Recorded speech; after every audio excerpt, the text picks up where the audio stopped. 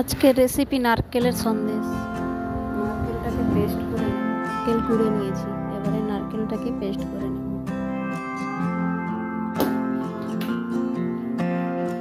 নারকেল পেস্ট হয়ে গেছে।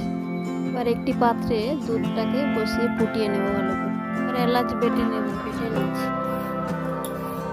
এরপর কাজু বাদাম বেটে নেব। কাজু বাদামটা বাটা হয়ে গেছে।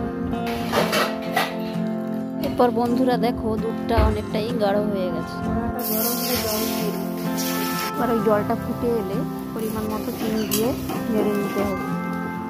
চিনিটা একটু ফুটে এলে অল্প সুজি দিয়ে দেবো। দুধটা দিয়ে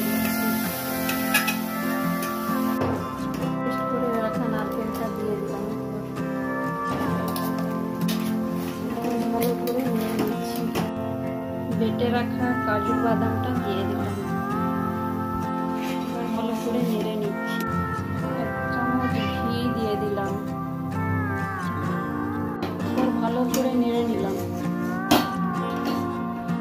নামানোর আগে এলাচ গুঁড়াটা দিয়ে নামিয়ে নেব। নামিয়ে ভালো করে মিলে দিচ্ছি যাতে ঠান্ডা হয়ে যায়।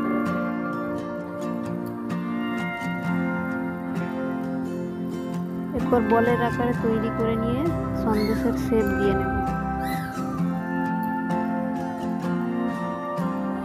সন্দেশগুলো তৈরি হয়ে গেলে একটি করে কিশমিশ দিয়ে দেব, যাতে কিশমিশ মুখে পড়লে ভালোও লাগে আর দেখতেও সুন্দর লাগে। তৈরি হয়ে গেল নারকেলের সন্দেশ। এইভাবে বন্ধুরা একবার ট্রাই করে দেখতে পারেন, অবশ্যই ভালো লাগে।